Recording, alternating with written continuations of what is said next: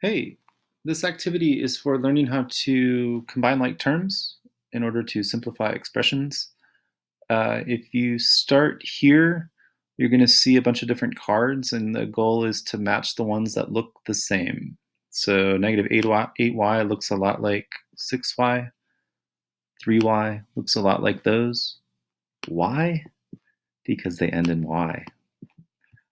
So all you're doing is you're just matching these up based on what they end in, right? So we call those similar terms because they end in the same thing.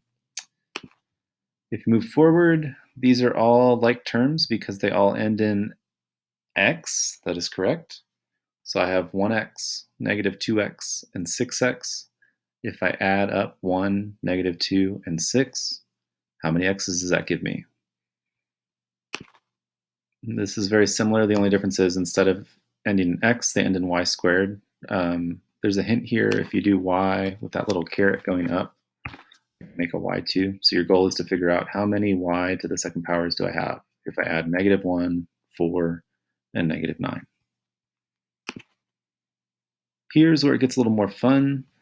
If you notice, this is just a long expression, and the goal is to simplify it, which means we just want to make it smaller. The way we're going to do that is we're going to drag these cards, and we're going to put together things that look the same. So I'm looking for anything that ends in x to start. So I move that 3x down. And then what's nice is I can actually move the other cards away because they don't look the same. They don't end in x. And so what I'm going to do is basically break it down into 3 smaller problems. So I have my x's. So what's 4x minus 3x? 1x. And then I'll do my y's. And then I'll do my numbers at the end.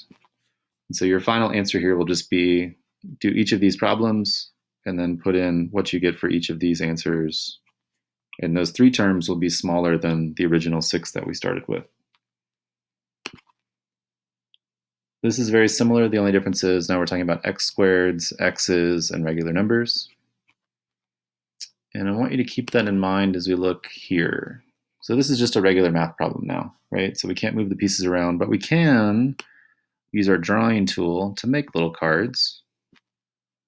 And essentially, if we do that,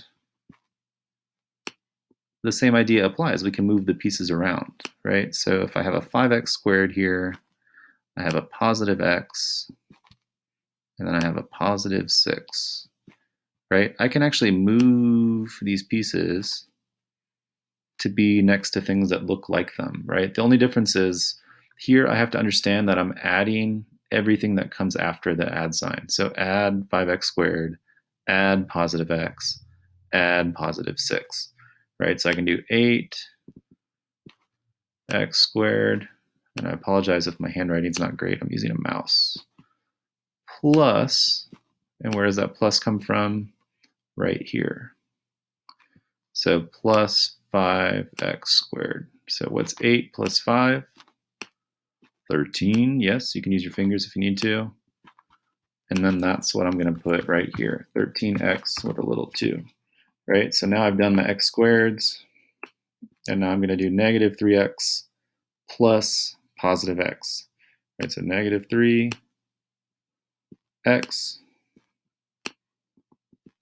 plus,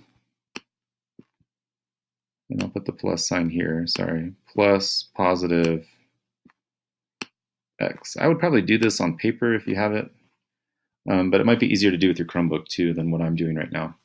So I have negative 3x plus positive 1x. Negative 3 plus 1 would just be negative 2x. So then your goal would be to finish out that last part. So negative 10 plus positive 6. Once you do that, you're going to move forward. You're going to see that there's a similar problem here. The only difference is instead of adding the pieces now, we're going to do 6x squared minus 3x squared, negative 4x minus positive 6x, positive 9 minus positive 12. So you're going to still break it down into 3 individual problems. The difference being that you're going to subtract the terms now. And then if you can do that, you should be able to do this. This is just the same idea, but the pieces are out of order. So just make little squares around them and move the pieces around. And then if you get here, you're going to be multiplying, but there are links for that down here.